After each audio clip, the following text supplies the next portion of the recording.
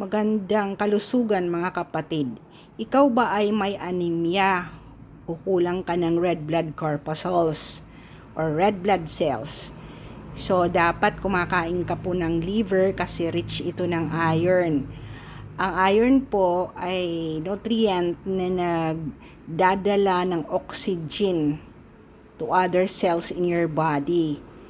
So, dapat meron kang pagkain na ganito once every week or a weekly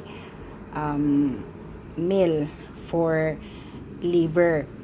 Kaya lang, hindi ko siya nilagyan ng patatas kasi I read one literature na mas maganda organic ang mixture mo pag nagkukook ka. So, I placed saba na saging and kamote, sweet kamote ang inilagay ko kaysa sa patatas bukod sa mahal po ang patatas ngayon.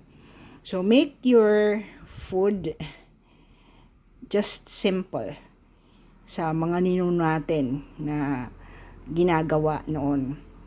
Less on processed food, less on trans fat at oily foods.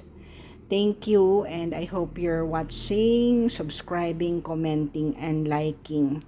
Go to other videos to enjoy more nutritional topics na makakapagpa-add sa mga needs ng members ng family nyo. Amen to that. God bless us all.